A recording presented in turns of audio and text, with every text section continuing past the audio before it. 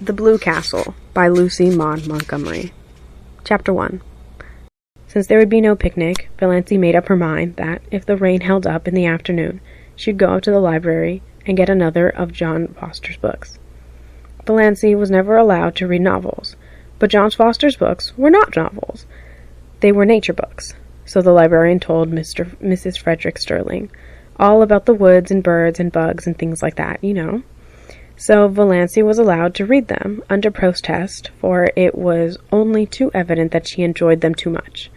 It was permissible, even laughable, to improve your mind, to read to improve your mind and your religion.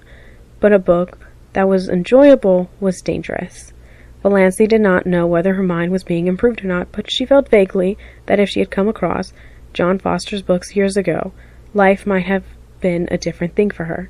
They seemed to her to yield glimpses of a world into which she might have once entered, though the door was forever barred to her now. It was only within the last year that John Foster's books had been in the Drearwood Library, though the librarian told Valancy that he had been a well-known writer for several years. "Where does he live?" Valancy had asked. "Nobody knows. From his books he must be a Canadian, but no more information can be had. His publishers won't say a word. Quite likely John Foster is a nom de plume. His books are so popular, we can't help them in at all. Though I really can't see what people find in them to rave over."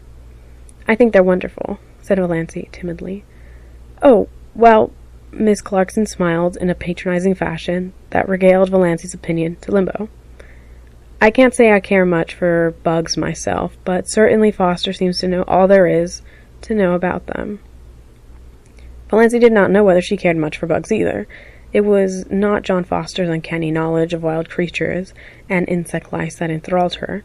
She could hardly say what it was, some tantalizing lure of a mystery never revealed, some hint of a great secret just a little further on, some faint elusive echo of lonely forgotten things.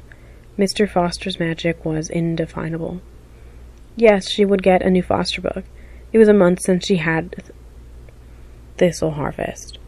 So surely Mother could not object. Valancy had read it 4 times. She knew a whole passage off by heart.